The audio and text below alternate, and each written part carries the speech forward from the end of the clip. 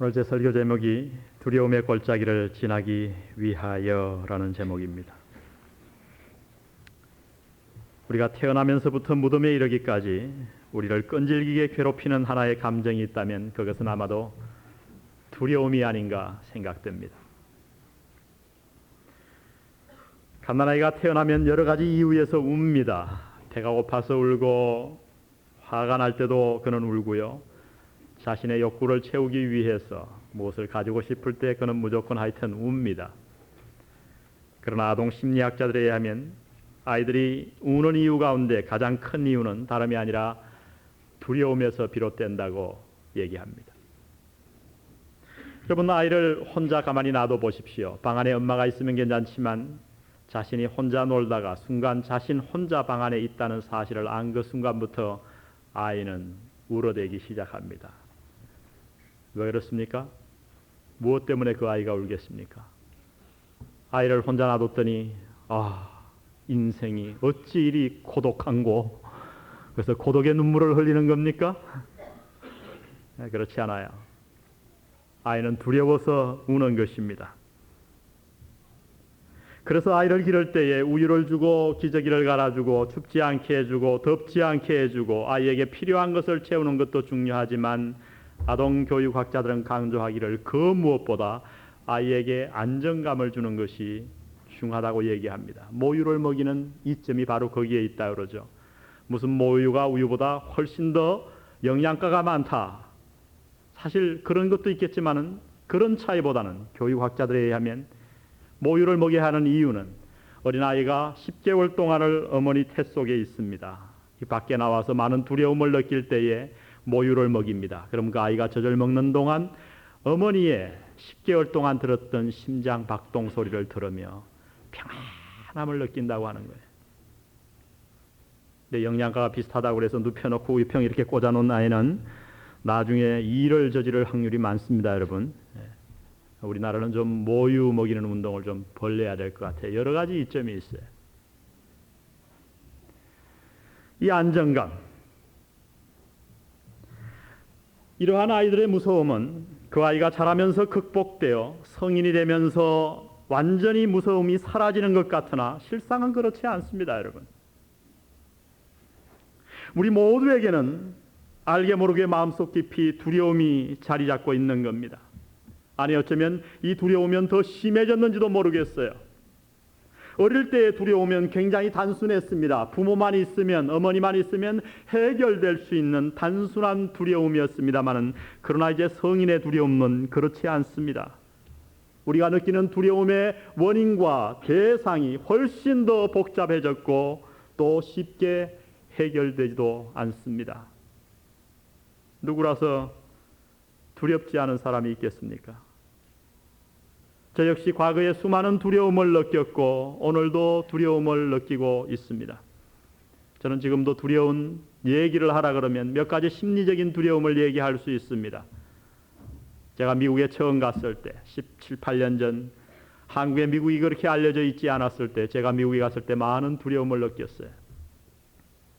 우리 돌도 되지 않은 광진이와 집사람을 남겨두고 혼자 비행기를 탄 그 순간부터 사실 저는 얘기 안 했지만 제가 많이 울었습니다. 자기 혼자 울었다고 주장하는데 저는 비행기 안에서 많이 울었어요. 내가 왜 유학을 떠났던가.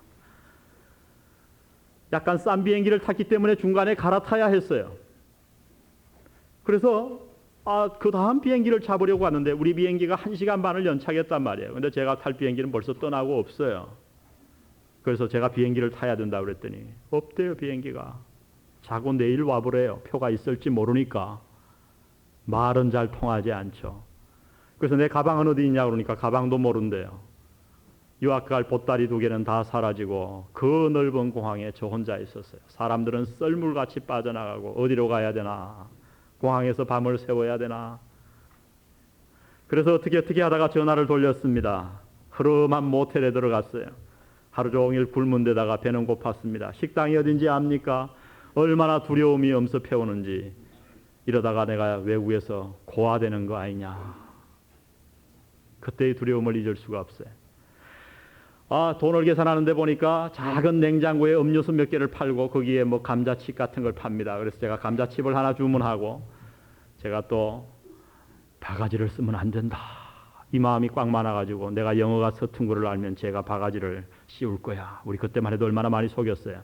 그래서 우유를 달라 그랬는데 밀크 그러면은 한국 촌놈인 줄 알아볼 거니까 제가 굴렸습니다. 밀크 하고 뒤를 탁 굴렸어요. 아주 미국 사람 흉내를 냈단 말이죠. 제가 여기서 통역을 하다 갔거든요. 그래도. 그랬더니 얘가 감자칩 보따리를 하나 딱 주고 봉지를 그 다음에 이 캔을 하나 딱 주는 거예요. 그래서 속으로 참 미국 놈들은 우유도 캔에다 넣어 먹는구나. 역시 선진국가다. 가지고 방에 왔습니다. 간절하게 기도를 하는데 얼마나 마음이 처량하고 내일 비행기를 탈 수 있을까? 내 가방은 어디 갔을까? 내가 저 학교까지 무사히 도착할 수 있을까? 뭐 어디 물어볼 데가 있나요? 아주 연락두절이에요. 깜깜해요. 두려웠어요. 그래서 간절히 기도하고 제가 드디어 배는 고프고 해서 땄습니다. 칩을 한 입 먹고 그 다음에 탁 땄어요. 땄더니 거기서 뭐가 나왔겠어요? 맥주가 나왔어요. 이럴 수가 있나? 내가 우유를 달라 그랬는데 어떻게 맥주를 준단 말이냐? 제가 그 사실을 한 2년 있다 알았어요. 하루는 텔레비를 보는데 맥주 선전을 하는데 우리나라 오비 맥주 뭐 이런 거 선전하듯이 미국에는 밀러라는 맥주가 아주 유명했습니다. 밀러 그런 맥주예요. 근데 내가 굴림답시고 밀크 이랬더니 그 감자칩이 그게 안 준대. 거기다가 누가 우유를 먹고 갔어요. 그러니까 당연히 맥주인 줄 알고 맥주를 준 거예요. 맥주 놓고 그렇게 간절히 기도한 목사는 저밖에 없을 겁니다. 제가 언젠가 이 얘기했더니 한 신학생이 질문, 목사님 그거 마셨습니까? 어쨌습니까? 묻지 마십시오. 그땐 술 마실 기분이 아니었어요. 두려움. 그 유학 시절을 생각하면 지금도 마음이 서늘해집니다. 누구라서 이런 두려움을 느껴보지 않았겠습니까? 혹 직장을 잃게 되지는 않을까? 이러다가 내 사업이 부도나는 것은 아닌가? 소화가 잘 되지 않습니다. 병원에 예약을 해놓고 기다리면서 혹 내가 위암에 걸린 것은 아닐까? 혹 사고가 나면 어떡하나? 내가 이렇게 행복하게 사는데 우리의 가정이 깨어지면 어떡한가? 우리 부부 사이가 이러다가 절단 나는 것은 아닌가? 성도와 성도 사이가. 내 관계에 대한 두려움, 수많은 두려움을 우리는 지금도 느끼며 살아갑니다. 오늘 저와 여러분이 읽은 이 본문을 보니까 두려움을 느끼는 한 사람이 있었습니다. 오늘 우리가 다 같이 읽은 이 본문은 다름 아닌 사도 바울이 어떻게 고린도 지역에 고린도 교회를 세웠는가 하는 것을 간단하게 설명하는 대목입니다. 1절은 이렇게 시작됩니다. 보십시오. 이후에 바울이 아덴을 떠나 고린도에 이르러, 굉장히 심플하고도 간단하게 지나가 버립니다. 아덴을 떠나 고린도로 갔다는 겁니다. 그러나 여러분, 우리가 사도행전을 공부하는 유익이 어디에 있겠습니까? 사도행전과 서신서는 퍼즐과 같아서 짝이 맞는 거예요. 같이 읽지 않으면 은혜를 다 만끽할 수 없습니다. 우리가 고린도전서를 읽어보면 사도 바울이 그저 아덴을 떠나 고린도에 들어갈 때에 아무 생각 없이 평상시같이 들어간 것이 아니라는 것을 알게 됩니다. 오늘 사도 바울은 이렇게 간단하게 누가는 사도 바울의 심정을 기록해 주었지만은 사도 바울은 자신의 심정을 고린도전서 2장에서 이렇게 피력합니다. 2장 3절을 우리 다 같이 한번 액정에 나와 있는 것을 읽어보겠습니다. 시작. 내가 너희 가운데 거할 때에 약하며 두려워하며 심히 떨었노라.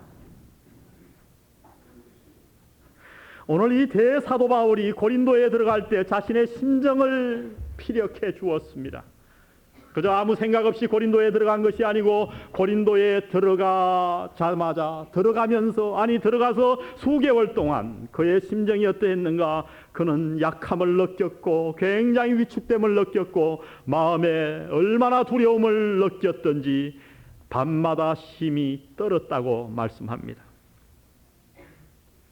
왜 두려움에 사로잡혔을까요? 왜요? 우리가 알듯이 사도 바울은 지금 2차 전도 여행을 떠나고 다니고 있는 것입니다. 원래 사도 바울은 이곳으로 오려고 하지 않았어요. 비두니아라고 하는 러시아 부근 지방에 가서 전도하려고 했습니다. 그런데 드로아에 이르렀을 때 무시아에 이르러 예수의 영이 막았어요. 너는 그쪽으로 가면 되지 아니한다. 주님, 제가 어디로 가면 되겠습니까? 성령께서 그때 친히 환상을 통해서 이 마게도냐 아가야 지방에 전도하라 그래서 왔습니다. 이 아가야 지방을 전도하기 위해서는 반드시 정복해야 될 세 개 도시가 있습니다. 아가야의 그 당시에 세계적인 3대 도시가 있었는데 그것은 다름 아닌 아덴과 고린도와 에베소입니다. 이 도시를 정복하지 않고 어떻게 그 지방을 도구마할 수 있단 말입니까? 그래서 사도 바울은 어느 도시보다도 아덴과 고린도와 에베소에 심려를 기울이게 됩니다. 특별히 아덴에 대한 기대는 대단했습니다. 왜요? 아덴은 지적인 도시였거든요. 그 당시에 3대 유명한 대학이 있었는데 그 중에 가장 뛰어난 대학이 아덴에 존재했단 말이죠. 사도 바울도 공부를 많이 한 사람이었어요. 철학을 공부한 사람이었기에 아덴에 들어가면 나와 그 사람들의 신분이 비슷하니까 저 사람들이야말로 내 말을 알아들을 것이다. 아마 위대한 교회가 아덴에 세워지겠지. 그리고 와서 전도를 했습니다마는 우리가 이미 공부한 대로 아덴에는 변변한 교회 하나 세우지 못했습니다. 실패한 거예요. 세계 도시 중에 하나의 도시를 실패했습니다. 이것은 사도 바울에게 어쩌면 씻을 수 없는 마음의 상처가 낙심이 되었을 거예요. 내가 그래도 이렇게 학문을 공부했는데 내가 그렇게 흠모하던 아덴의 도시에 변변한 교회 하나 세우지 못하다니. 그리고 이제 유대인들의 핍박으로 인해서 사도 바울은 아덴을 떠나 고린도로 발길을 옮깁니다. 이 고린도가 어떠한 도시였습니까? BC 46년에 우리가 잘 아는 줄리아스 시저가 그 도시를 화려하게 재건한 놀라운 도시입니다. 그 당시 고린도 지방을 살펴보면 이 고린도는 인구가 약 75만 명이 되었어요. 아덴이 1만 명이 채 안 된 것에 비하면 이것은 너무나 큰 도시가 아니었습니까? 이 당시 75만 명이 모여 사는 이 대도시를 복음화시키지 못한다면 아마도 마게도냐 지방에서의 선교는 실패로 돌아갈 것이 너무나도 뻔했기 때문에 사도 바울은 마음에 수많은 부담을 느끼며 이 고린도에 입장했을 것입니다. 그런데 이 고린도는 만만찮은 도시가 아니었어요. 굉장한 부자의 도시였습니다. 여러분이 지도를 보면 아시겠습니다만 여기에는 한 해협이 있습니다. 고린도는 2개의 항구를 갖고 있는데 세계 무역이 이 당시에 고린도 도시를 거치지 않고는 이루어질 수 없을 만큼 중요한 지정학적 위치에 자리 잡고 있었습니다. 모든 무역이 이곳을 중심으로 이루어졌어요. 그래서 이 도시는 굉장한 부를 거머쥐고 있었고 수많은 사람들이 오고 가는 그 당시에 완벽한 무역 도시였습니다. 그런데 이 도시의 문제는 우상이 가득했다는 거예요. 부자였기 때문에 종교를 별로 받아들이려고 하지 않았어요. 우상이 많았기 때문에 복음을 전하기가 참으로 아덴보다 훨씬 더 어려웠습니다. 거기다가 설상가상으로 이 고린도 하면 그 당시에 사람들의 머리에 떠오르는 한 가지 일이 있었습니다. 그것은 다름 아닌 도덕적인 타락이었어요. 우리가 잘 아는 이 고린도 도시에 우뚝 솟은 유명한 웅대한 신전, 아프로디토 신전에는 약 1000명의 여인들이 날마다 거기에 하숙을 하며 지내고 있었는데 그들은 하나같이 다 몸을 파는 창기들이었습니다. 신에게 제사를 드린다고 하고 와서 제물을 바친 후에 그 창녀를 돈 주고 사서 자고 돌아가는 풍습이 고린도에 퍼져 있었어요. 여러분, 우리가 고린도전서를 읽으며 그 당시에 있었던 고린도 교회가 도덕적으로 얼마나 형편없었는가를 알았을 것입니다. 사도 바울이 교회를 세웠습니다만 교회가 세상의 영향을 받은 거예요. 그래서 심지어 아버지의 아내를 데리고 사는 사람이 있었다고 그랬어요. 교회 안에. 친어머니는 아멘이겠습니다만 계모를 데리고 사는 자가 얼마나 그 당시에 사회적인 도덕적으로 타락했으면 교회 안에서까지 이런 일이 벌어지고 있었을까요? 제가 문서를 읽다가 재미있는 2 단어를 발견했습니다. 그 당시에 부도덕한 일을 저지르다 하는 단어는 코린시아조마에, 고린도라는 단어가 들어있었어요. 매춘 행위를 하다 하는 단어는 코린시아스테스, 거기 역시도 고린도라는 단어가 들어가 있었어요. 왜 이런 단어들이 파생했다고 생각합니까? 고린도 하면 음란의 도시로 모든 그 당시의 사람들이 알았기 때문에 얼마나 그 음란이 극치에 달았으면 단어조차도 부도덕한 행위를 행하다, 매춘을 행하다 하면 고린도라는 단어를 넣어서 만들었던 것입니다. 여러분, 이러한 도시에 사도 바울이 지금 들어가고 있는 겁니다. 그가 얼마나 두려웠겠습니까? 저렇게 학문이 발달되고 말귀를 알아듣는 신사적인 도시 아데네스도 내가 실패했거든. 하물며 이 우상이 많은 도시, 저렇게 돈이 많아 교만하기 짝이 없고 음행이 부릴 듯하는 저 음행의 도시에 가서 내가 어찌 복음을 전할 수 있단 말인가. 더욱더 그의 마음을 누르는 것은 내가 이 고린도에서 실패한다면 성령께서 나를 보내셨는데, 하나님이 강권해서 나를 이곳에 보내셨는데 내가 이곳에서 실패한다면 이제 나의 성교는 끝장나고 마는 것이 아닌가. 여러분, 사도 바울의 두려움을 이해하시겠습니까? 내가 너희 가운데 거할 때에 힘이 약했고 힘이 두려워하여 내가 떨었노라. 여러분, 우리가 아는 사도 바울, 그 하나님의 사도가 두려움을 느꼈다 말씀하십니다. 두려움을 느꼈어요. 사랑하는 성도 여러분, 오늘 우리는 어떻습니까? 사도 바울이 두려움을 느꼈다면 하물며 우리이겠습니까? 그런데 오늘 놀라운 기쁨의 소식이 있습니다. 우리가 이미 잘 알지만은 사도 바울은 하나님의 은혜로 말미암아 이 두려움을 극복하고 1년 6개월을 고린도에 유하며 하나님의 교회를 그 고린도에 우뚝 세운 줄 믿습니다.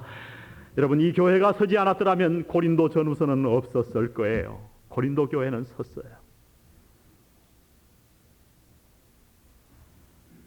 남에게 보이기 싫지만 우리의 마음속 깊이 자리 잡고 있는 이 마음의 두려움,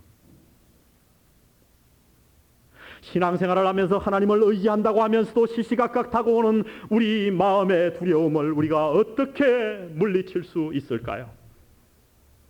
오늘 이 본문을 통해서 하나님은 우리에게 몇 가지를 말씀해 주십니다. 먼저 하나님이 두려움의 골짜기를 성공적으로 지나가기 위해서 우리에게 부탁하시는 첫 번째 말씀은 다름 아닌 신앙의 친구를 만들라고 하는 말씀입니다. 한번 따라해 보겠습니다. 신앙의 친구를 만들라. 신앙의 친구를 만들라.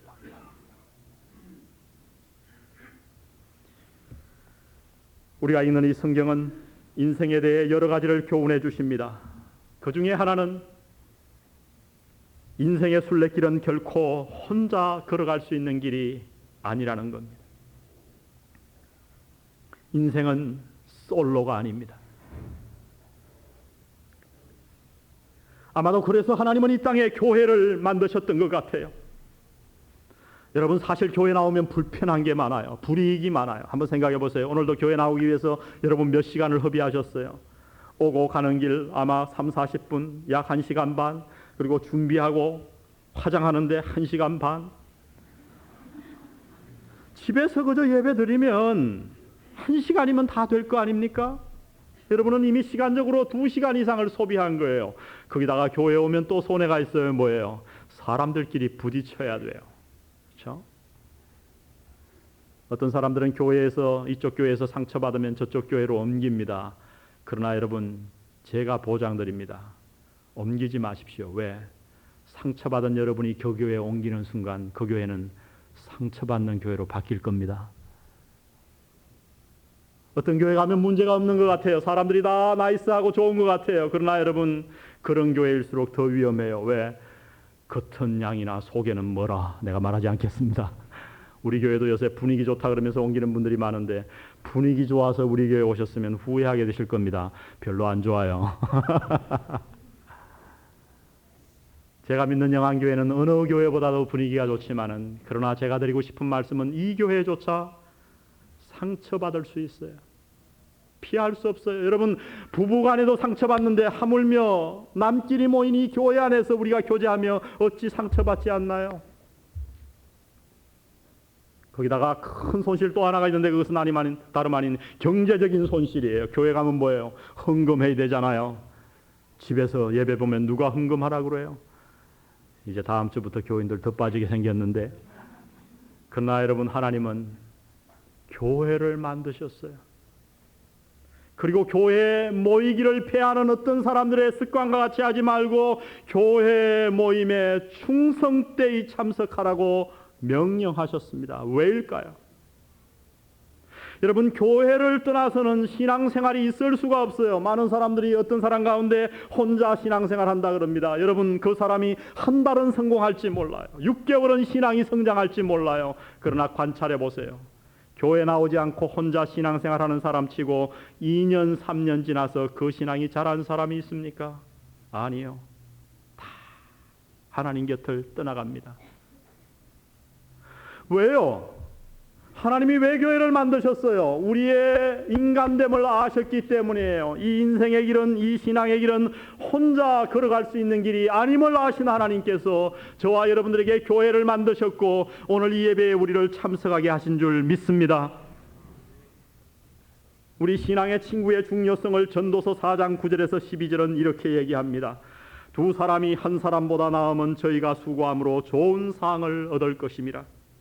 혹시 저희가 넘어지면 하나가 그 동물을 붙들어 일으키려니와 홀로 있어 넘어지고 붙들어 일으킬 자가 없는 자에게는 화가 있으리라. 두 사람이 함께 누우면 따뜻하거니와. 미안하게 처녀 총각은 이 말의 뜻을 모를 거예요. 두 사람이 함께 누우면 따뜻하거니와 한 사람이면 어찌 따뜻하랴. 한 사람이면 패하겠거니와 두 사람이면 능히 당하나니 삼겹줄은 능히 쉽게 끊어지지 아니하느니라. 왜 우리는 홀로 살 수 없습니까? 왜 우리에게는 친구가 필요합니까? 성경은 강조합니다. 오늘 사도 바울 역시 마찬가지입니다. 사도 바울이 이렇게 심히 약해져서 두려워하며 마음의 근심과 두려움을 느끼고 있었는데 이 두려움을 어떻게 극복했는가? 오늘 성경은 말씀하시기를 몇 사람의 신앙의 친구로 말미암아 사도 바울은 이 두려움을 극복하고 고린도에다가 교회를 세웠다고 말씀하십니다. 여러분에게 신앙의 친구가 있으신가요? 오늘 몇 종류의 사람들이 사도 바울의 친구를 하나님의 말씀은 너무나도 자세하게 기록해주고 있어요. 우리가 어떤 종류의 신앙의 친구를 우리 주위에 두어야 하는가를 말씀해주고 있습니다. 첫 번째 등장하는 사람이 다름 아닌 브리스길라와 아굴라예요. 여러분, 브리스길라가 여자고 아굴라가 남편입니다. 성경은 신사적인 세기 때문에 여자의 이름을 항상 먼저 거론해 주셨습니다. 브리스길라. 여러분, 이 부부가 어떤 사람입니까? 이들은 사도 바울이 전도한 사람도 아니에요. 아마 로마에서 이미 복음을 받아들여서 예수를 믿었던 사람인데 글라우디오 황제가 유대인을 너무너무 싫어해서 로마를 다 떠나라, 그러니까 이 사람들이 쫓겨나서 고린도에 머물게 된 사람 같습니다. 그런데 이 브리스길라와 아굴라는 너무나도 놀라운 평신도 지도자의 모델입니다. 사도 바울에게는 둘도 없는 동력자였어요. 여러분, 이들의 행한 사역을 몇 가지 중요한 것을 얘기한다면 먼저 이들은 아볼로를 위대한 설교가로 만들었습니다. 이 당시 아볼로가 있었던 것 아시죠? 고린도서를 읽어보면 고린도 교회에 몇 가지 당파가 있었어요. 예수파가 있었고 바울파가 있었고 아볼로파가 있었어요.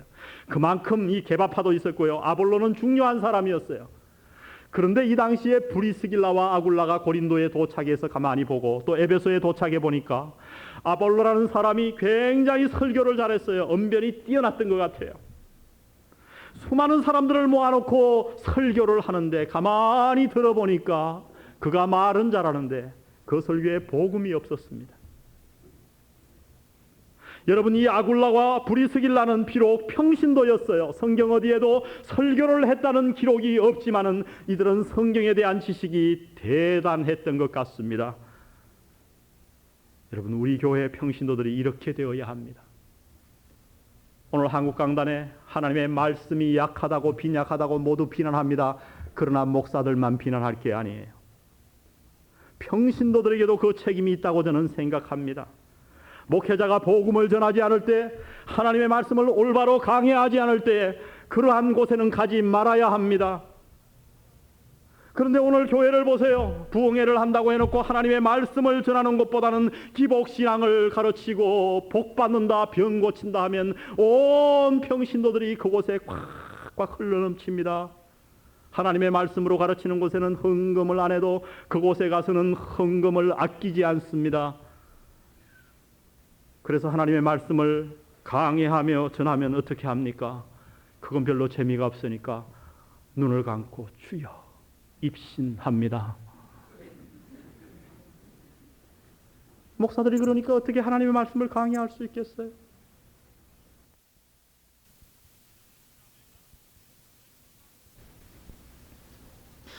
브리스길라와 아굴라는 그러한 사람들이 아니었어요. 아볼로에게 복음이 없는 것을 알아차릴 정도로 성경에 밝은 평신도들이었어요. 그리고 아볼로를 데려다 놓고 어떻게 합니까? 1년 6개월을 그 목회자인데 그가 아볼로에게 브리스길라 아굴라가 하나님의 말씀 복음을 가르쳐 줍니다. 그 결과 이 아볼로는 탁월한 언변 플러스 하나님의 말씀을 가져서 위대한 설교가가 되었다고 성경은 말씀해 줍니다. 그것뿐 아니에요. 브리스길라와 아굴라에 대해서 사도 바울은 로마서 16장 3절에 이런 얘기를 합니다. 성도들에게 쭉 마지막 자기가 죽기 전에 감옥에서 문안 인사를 하는데 브리스길라와 아굴라 부부에게 문안하라. 그 이유가 뭔지 아세요? 저희는 내 목숨을 위하여 자기 목숨을 내놓았나니. 사도 바울을 위해서 목숨까지도 내놓고 봉사하고 도왔던 평신도, 그 사람들이 다름 아니라 브리스길라와 아굴라였다고 말씀하십니다. 제가 미국에서 한참 목회하고 있는데 부산에서 성서 침례교회를 담임하는 한 김 목사님이 오셨어요. 은퇴를 앞둔 목사님인데 오셔서 저에게 이런 질문을 했습니다. 박 목사 교회에 박 목사를 위해서 목숨을 내놓을 사람이 몇 사람이나 돼? 예, 제가 물었어요. 목숨을 내놓다니. 저는 꿈도 못 꾼 얘기예요. 지갑도 못 내놓는데 목숨을 내놓다니요. 꿈도 못 꾸죠? 그래서 뭔 얘기냐 그랬더니 심각하게 저를 앉혀놓고 자기 교회는 150명이지만 나는 목회에 대해 성공을 했다고 자부하네. 왜 그렇습니까? 150명 갖고 성공했다고 얘기할 수 없잖아요, 사실. 근데 자기가 또 로마서 강의를 하다가 이 16장 3절의 말씀을 하며 초청을 했대요. 오늘은 예수님을 위해서 헌신할 사람 말고 이 김 목사를 위해 헌신할 사람을 초청하는 특별 시간을 갖겠습니다. 예를 들면 이 김 목사가 죽게 되었습니다. 그러면 목사님이 죽는 게 너무너무 아깝습니다. 하나님, 제가 저 김 목사님 대신 제가 죽겠습니다. 이렇게 헌신하실 분 앞으로 나와 보시오. 그랬더니 그 150명 가운데 놀랍게도 6분의 집사님이 눈물 흘리며 나오셔서 무릎을 꿇으셨다는 거예요. 제가 큰 충격을 받았어요. 제가 언젠가 로마서 강의를 하면 저도 이 질문을 하고 싶습니다. 근데 제가 무서워서 로마서 강의를 못 하겠어요. 초청했는데 아무도 안 나오면 어떡해요? 저의 소원이 있다면 이런 평신들과 손을 잡고 목회하는 거예요. 목사님 요새 복음에서 떠난 것 같아요. 저에게 이런 얘기를 해줄 수 있는 평신도. 목사님 요새 조금 변질되신 것 같습니다.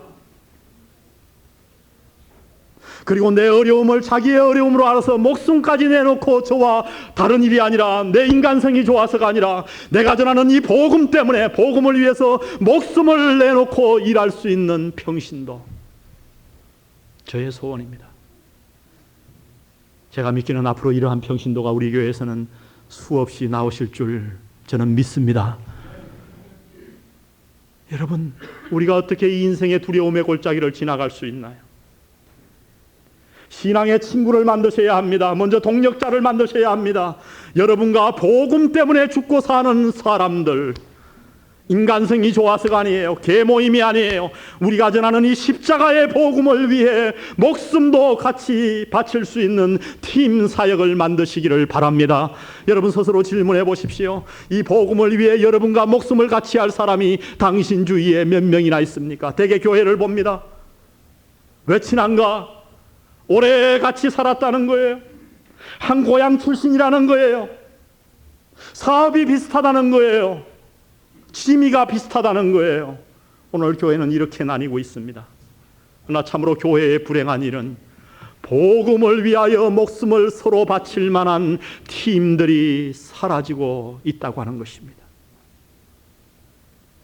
여러분 주위에 복음을 위해 목숨을 걸 해병대와 같은 동지들을 수없이 만들어내시기를 주의 이름으로 축원드립니다.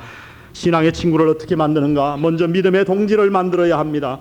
또 하나의 사람들이 나오는데 5절에 보니까 그들은 실라와 디모데입니다. 이 사람들은 사도 바울이 직접 구원해서 기른 제자들이에요. 여러분에게 신앙의 제자가 필요합니다. 여러분, 어느 날 제가 하루는 제 방에 있는데 한 분이 찾아오셨어요. 우리 성도님들 가운데. 목사님 요새 전도하라 그러는데요, 그 전도 함부로 할 게 아니던데요. 뭔 소리예요? 그랬더니 전도요, 제가 망설여져요. 얘기를 좀 해보라 그랬더니, 제가 얼마 전에 한 사람을 전도해 놨는데 이 사람이 주일만 가끔 나올 때는 괜찮았대요. 자기가 보호해주고 오냐 이러는데 이 사람이 어느 날 그냥 헷가닥 해가지고 수요일 날도 나온다는 게요. 자기는 수요 예배 안 나오는데. 근데 하루는 나오더니 자기를 찾더라는 거죠. 당신 지난 수요일 날 어디 갔었냐고. 그래서 원래 안 나가던 수요 예배였는데 너무너무 당황스러워서 내가 잠깐 바쁜 일이 있었다고 그러고서 그냥 수요 예배를 나오는데 요새 걱정이 있대요. 저 사람이 저러다가 새벽 기도 나가면 어떡하나. 이게 보통 걱정이 아니라는 거죠. 근데 그분이 뭐라 그런지 알아요? 목사님, 그래도 제가 전도하랍니다. 사실은요, 제 신앙이 이렇게 자란 것이 저 사람 때문이에요. 제가 그 사람을 도운 줄 알았는데 나중에 알고 보니 저 사람이 내 신앙을 키웠어요. 목사님, 그래서 제가 수요 예배도 나오고 저 사람 때문에 열심히 안 하려고 그러다가 열심히 교회도 참석하고 남의 흉보려고 그러다가 새신자 앞에서는 입 다물고 그래도 척이라도 해야 되니까 그 새신자 앞에서 뭐라도 하는 헌금 흉내도 내고 이러다 보니까 제 믿음이 자랐어요. 할렐루야. 우리 믿음의 친구 가운데 여러분이 도와주는 사람이 있어야 돼요. 여러분이 돕는 것 같지만은 하나님은 그 돕는 손길을 통해 오히려 여러분을 성숙시킬 겁니다. 셰익스피어는 일찍이 이 사실을 발견하고 이런 얘기를 했습니다. 여자는 약하나 어머니는 강하다. 그렇죠? 여자가 얼마나 약해요? 그러나 어머니가 되어보세요. 애 하나 놓으면 고양이가 되고 둘 놓으면 사자가 되지 않습니까? 왜 셰익스피어가 이런 얘기를 했을까요? 여자는 본래 약하지만은 아이를 가진 어머니는 그 아이를 보호하기 위한 본능 때문에 누구보다도 신체적으로 정신적으로 강해진다는 거예요. 여러분, 우리가 어떻게 두려움의 골짜기를 지나갈 수 있습니까? 우리가 어떻게 이 신앙의 골짜기를 지나가며 폭풍을 지나가며 인생의 풍랑을 승리할 수 있단 말입니까? 성경은 말씀하십니다. 신앙의 친구를 만들 때 여러분이 돌볼 수 있는 어린 사람을 전도하라 말씀하십니다. 저는 이것을 체험했어요. 저는 개에 대해서 공포심이 좀 있습니다. 어릴 때 개를 놀리다가 제 다리를 걷어보면 이만한 지금도 흉터가 있어요. 개가 달려와가지고 제 종아리를 그냥 물어가지고 말이죠. 근데 하루는 우리 광진이가 가는데 저쪽에서 큰 진돗개가 이렇게 오는 거예요. 큰 도사견 같은 게 막 이렇게 오니까 애가 막 무섭다고 내 바지를 콱. 근데 사실 저도 무서웠어요. 아들만 아니면 나부터 살아야지 그러고 도망가고 싶은데 이 개가 주인도 없이 이렇게 설렁설렁 오는데 어떻게 해요? 제가 딱 다리를 붙드는데 뒤에 하고 척이라도 해야죠. 그래도 애비 노릇 자식을 보호해야 되니까 제가 딱 굳게 서서 째려보고 절로 가라고 소리를 질렀어요. 개가 비실비실하고 다행히 절로 가더라고요. 식은땀이 쫙 흘렀어요.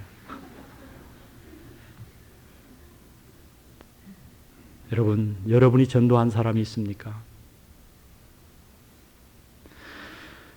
여러분이 신앙이 한참 뜨겁게 되기를 원하면 여러분 주위에 전도 대상자를 놓고 그를 교회에 데리고 나오시기를 바랍니다. 여러분이 어느 누군가 약한 영혼들을 돌볼 때에 우리의 신앙이 자랍니다. 우리가 강하게 되는 거예요. 하나님 앞에 많은 축복이 내릴 줄 믿습니다.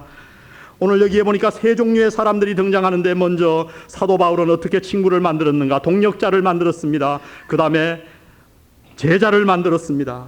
오늘 또 하나의 종류의 사람이 5절에 등장합니다. 5절을 우리 다 같이 한번 읽어보겠습니다. 시작. 실라와 디모데마가 마게도냐로서 내려오매 바울이 하나님의 말씀에 붙잡혀 유대인들에게 예수는 그리스도라 밝히 증거하니.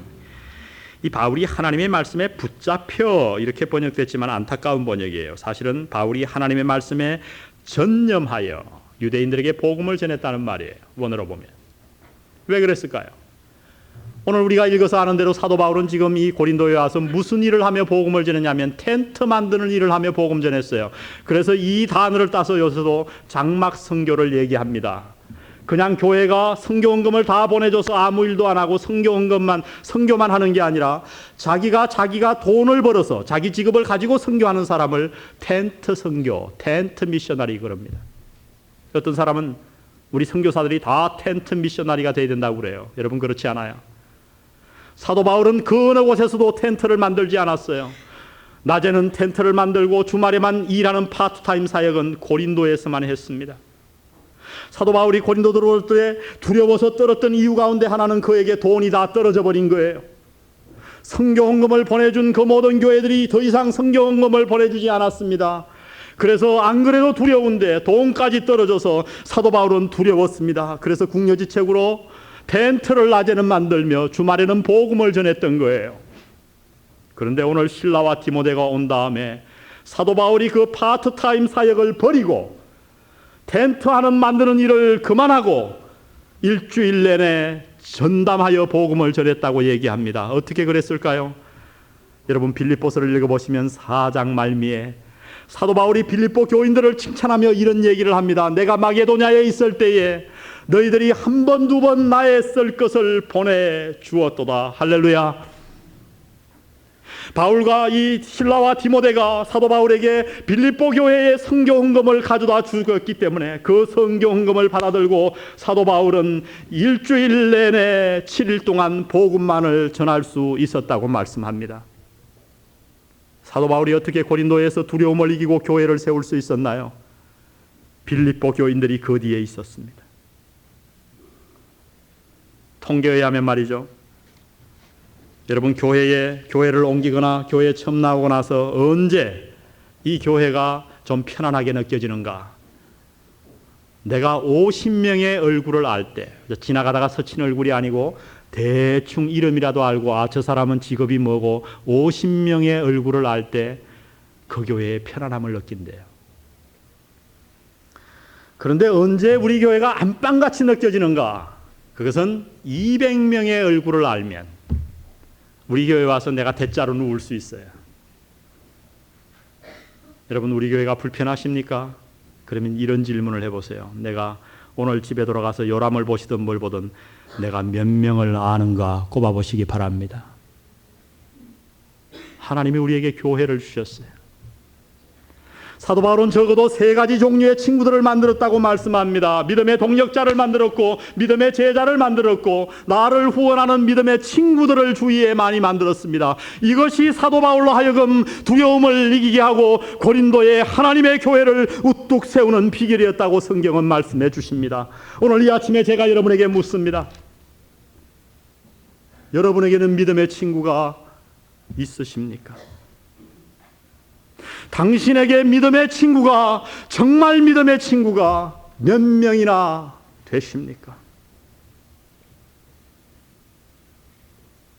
오늘 이 말씀을 통해 믿음의 친구를 사귐으로 이 험난한 인생길을 기쁨으로 승리하는 영안교회 성도 되시기를 축복드립니다. 오늘 한 가지 더 오늘 본문은 말씀합니다. 우리가 어떻게 두려움의 골짜기를 지날 수 있는가? 믿음의 친구를 사귀어야 합니다. 두 번째로 하나님의 음성을 들으며 살아야 합니다. 따라 해보겠습니다. 하나님의 음성을 들으며 살자. 9절을 보겠습니다. 밤에 주께서 환상 가운데 바울에게 말씀하시되 두려워하지 말며 잠잠하지 말고 말하라. 내가 너와 함께 있음에 아무 사람도 너를 대적하여 해롭게 할 자가 없을 것이니 이는 이 성중에 내 백성이 많음이라 하시더라. 오늘 하나님은 사도 바울에게 3가지 말씀을 해주십니다. 하나는 두려워 말라. 두 번째는 복음을 전파하라. 마지막 하나는 내가 너와 함께 있을 것이다. 환상 중에 하나님이 나타나셔서 이 말씀을 하시는 그날을 한번 상상해 보십시오. 마음에 너무너무 두려웠어요. 공포 가운데 있었습니다. 하나님, 나는 할 수 없습니다. 내가 아데네스도 실패했는데 이 고린도에서 어찌 복음을 전할 수 있단 말입니까? 좌절하고 낙담하고 두려워할 때에 하나님이 환상 중에 밝히 나타나시더니 세 가지를 말씀해 주는 거예요. 바울아, 두려워 말아라. 너는 잠잠하지 말고 복음을 전파하거라. 내가 너와 함께 있으마.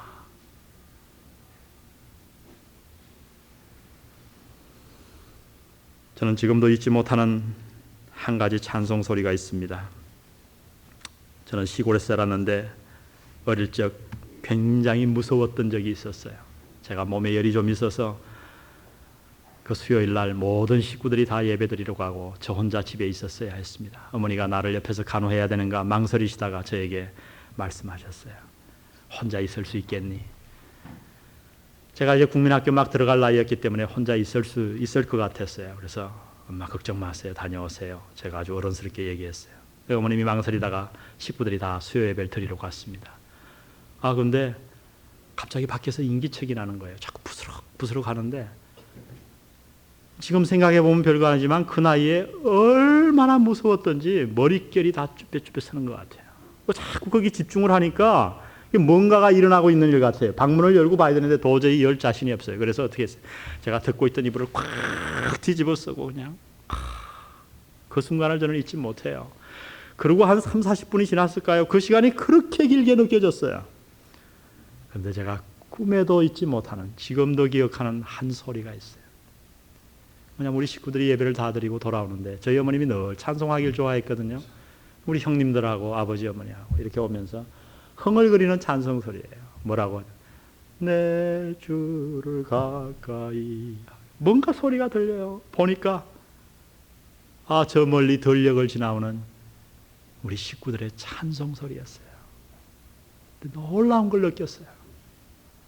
그렇게 두렵고 그렇게 무서웠는데 그 두려움이 싹 사라지는 거예요. 그 작은 소리, 들릴락말락한 저 멀리서 들려오는 식구들의 흥얼거리는 찬송 소리가 제 마음의 두려움을 완전히 쫓아버렸어요.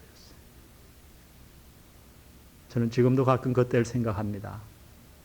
내 주를 가까이를 부르려고 그러면 제대로 된 독창은 아니지만 들녘을 지나면서 우리 식구들이 합창해서 흥얼거리며 불렀던 찬송 소리지만 그것같이 축복된 소리가 저에게 없었어요. 사랑하는 성도 여러분, 우리가 이 인생길을 지나면서 하나님의 음성을 들을 수 있다면 그는 복 있는 자입니다. 큰 소리가 아니라도 좋습니다. 아무에게도 얘기하지 못하고 두려움 가운데 마음 구석 불안함을 가지고 하루하루 살아가는 그때에 세미한 음성이라도 좋습니다. 들릴락말락한 음성이라도 좋습니다. 하나님의 음성이 우리에게 들릴 수만 있다면, 사랑하는 성도 여러분, 여러분은 하나님의 음성을 듣고 있나요? 사도 바울은 하나님의 음성을 듣고 나서 변했습니다. 그래서 담대히 고린도에서 복음을 전파합니다. 그리고 그 우상의 도시, 음란의 도시에다가 고린도 교회를 굳게 세웠습니다. 하나님은 무엇이라고 우리에게 약속하셨나요? 누가 우리를 그리스도의 사랑에서 끊으리요? 환난이나 공고나 핍박이나 기근이나 적신이나 위험이나 칼이랴. 내가 확신하노니 사망이나 생명이나 천사들이나 권세자들이나 현재일이나 장래일이나 능력이나 높음이나 깊음이나 다른 아무 피조물이라도 우리를 그리스도 예수 안에 있는 하나님의 사랑에서 끊을 수 없으리라. 끊을 수 없으리라. 문제는 뭡니까? 하나님은 우리 옆에 계십니다. 하나님은 우리를 사랑하십니다.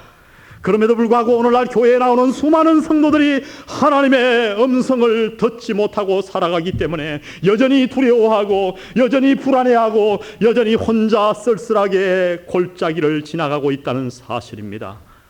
여러분, 다윗의 고백을 들으셨나요? 내가 사망의 음침한 골짜기를 다닐지라도 해를 두려워하지 않을 것은 주께서 나와 어떻게 하심이라? 함께 하심이라. 우리의 마음을 여십시다. 그리고 오늘 들려오는, 당신의 마음속에 들려오는 하나님의 음성을 들으십시다. 우리 기도드리시겠습니다.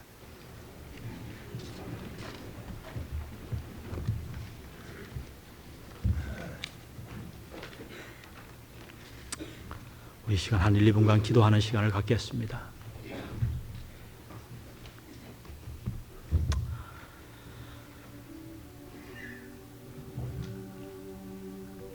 사랑하는 성도 여러분, 당신의 마음에 기쁨이 없으십니까? 평안을 잃어버리지는 않았습니까? 왠지 모를 미래에 대한 두려움과 근심 걱정에 잠 못 이루지는 않지 않습니까? 사도 바울도 그러했습니다. 그러나 그는 믿음의 친구로 말미암아 그에게 나타나신 하나님의 음성을 발견함으로 말미암아 이 모든 두려움을 물리칠 수 있었습니다. 당신은 어떻습니까? 당신은 몇 명의 믿음의 동력자를 두고 계시나요? 당신이 지금 돌보고 있는 영혼이 있으신가요? 당신을 지원하는 후원자들이 이 교회 안에 있으신가요? 하나님의 음성을 듣고 계신가요? 오늘 이 말씀을 통해 주여 내가 믿음의 친구를 만들겠습니다. 주여 내가 당신의 음성을 남은 평생 동안 듣고 살기를 원합니다. 우리 한 1, 2분간 통성으로 기도하시겠습니다. 기도하십시다. 아버지 하나님, 오늘 이 말씀을 우리에게 주셨습니다. 우리에게 있는 이 모든 말씀이 능력의 말씀이 되게 도와주옵소서.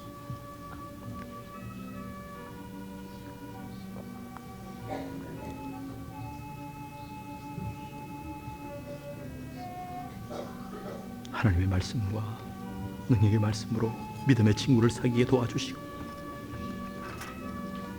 내가 못나서 내가 헌신하지 않아서 우리에게 믿음의 친구가 없음을 용서해 주시고, 오늘 이후 믿음의 친구를 만들게 도와주옵소서. 같이 기도하는 동력자를 만들게 하시고, 전도해서 내가 돌볼 수 있는 영혼을 주님 저희들에게 허락하여 주옵소서. 주님 당신의 음성을 듣기 원합니다. 주님 우리와 함께하여 주시옵소서.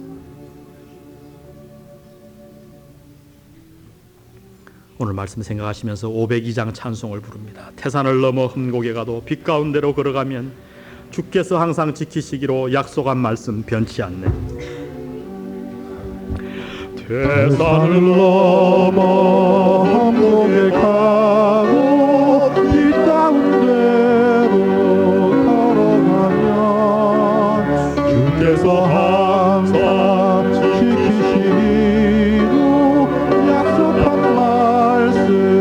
변치 않네. 하늘의 영광, 하늘의 영광, 하늘의 영광, 나의 맘속에 차고 넘쳐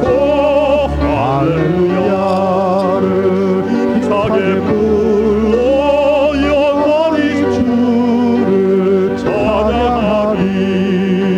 캄캄한 밤에 달릴지라도 주께서 나의 길 되시고 나에게 밝은 빛이 되시니 잃어버릴 염려 없네. 하늘의 영광, 하늘의 영광, 나의 맘속에 차고 넘쳐 할렐루야를 힘차게 불러 영원히 주를 찬양하리. 광명한 금인 마음의 바라 명랑한 천국 바라보고 할렐루야를 힘차게 불러 날마다 빛에 걸어가리. 아멘.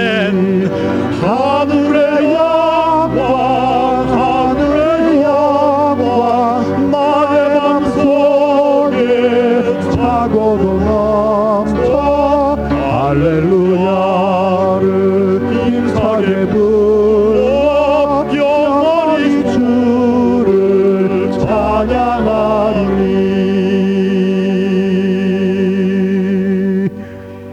아버지 하나님, 인생의 풍랑이 찾아올 때 주의 말씀에 순종하지 못해서 넘어지고 쓰러졌던 저희들의 모습을 이 시간 주님 앞에 내어놓습니다. 주님 앞으로 우리와 함께 이 인생의 풍랑에 건너갈 믿음의 친구를 만들 수 있도록 도와주옵소서.